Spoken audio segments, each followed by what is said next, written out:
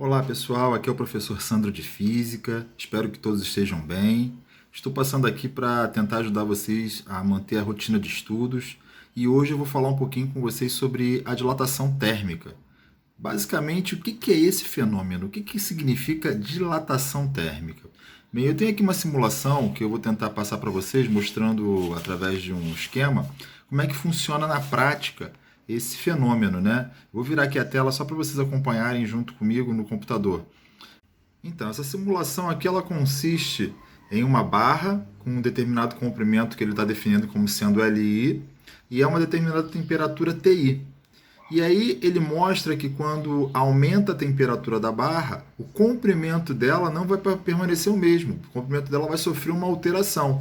Eu vou iniciar aqui só para ilustrar o que eu estou dizendo, para a gente poder acompanhar. Ele aumenta a temperatura e percebe, o comprimento da barra vai sofrendo um aumento até que ele atinge um comprimento final LF.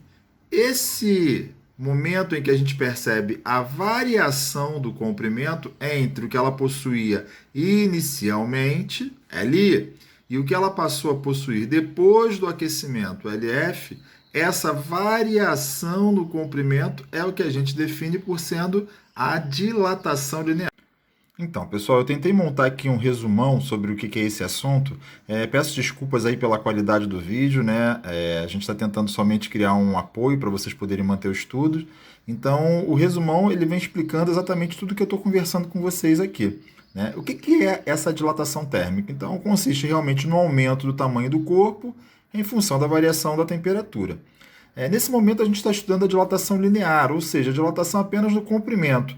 Para isso, eu tenho três parâmetros de estudos, né? O que é o comprimento inicial, o que é o comprimento final e o que é a dilatação. Para tanto, vamos imaginar o seguinte, eu tenho uma determinada barra que ela possui um comprimento L0 a uma temperatura T0, como está sendo indicado nessa figura aqui. A barra ela possui um comprimento L0 quando a temperatura dela é T0. Bem, daí eu vou perceber que se eu aumentar a temperatura, variando a temperatura por uma determinada variação ΔT, estou aquecendo a barra, ela não consegue permanecer nesse comprimento L0.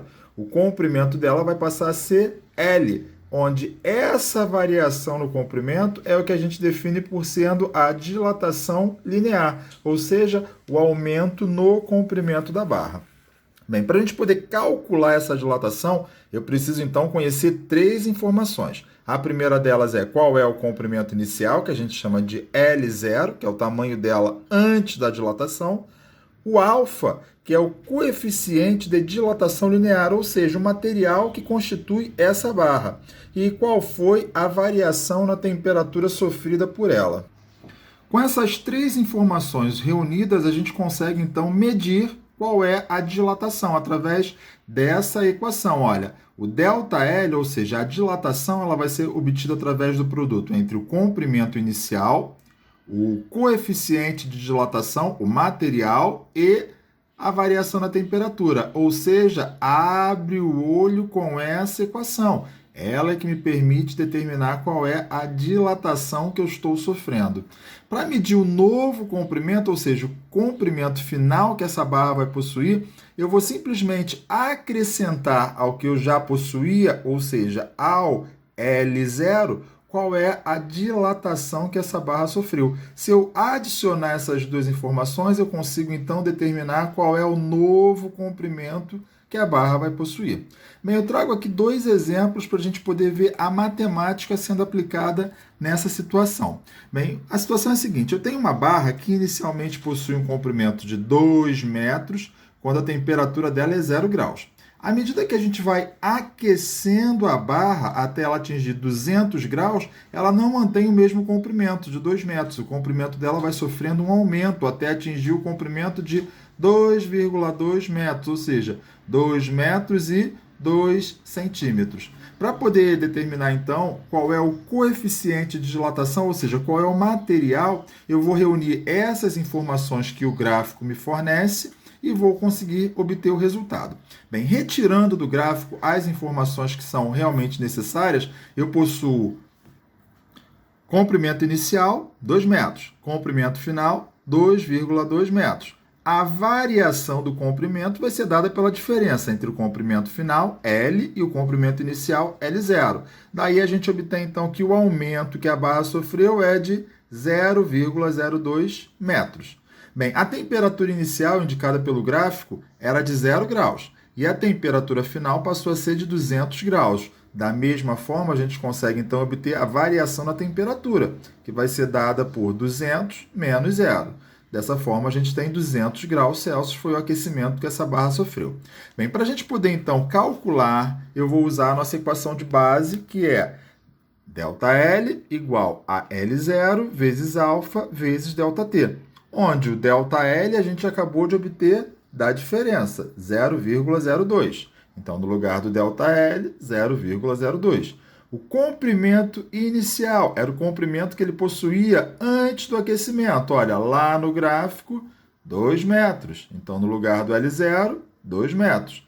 Material, o coeficiente de dilatação é a minha pergunta, é a minha dúvida. Não sei, mantenho a incógnita, alfa.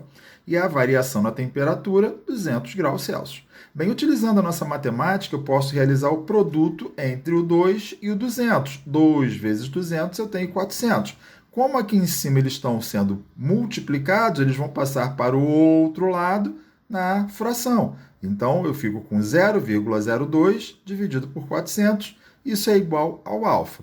Bem, eu vou transformar isso em notação científica, tanto o numerador quanto o denominador. Lembrando, quando a gente anda com a vírgula para a direita, ele é menor do que 10, o expoente é negativo.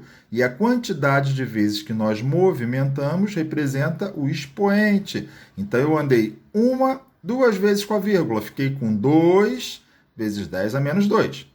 Olha o 400. Eu vou andar com a vírgula para o lado esquerdo 2 vezes até encontrar apenas um inteiro. 1, 2. 4 vezes 10 a 2. Bem, agora eu vou realizar a divisão. 2 dividido por 4, olha, vai dar 0,5.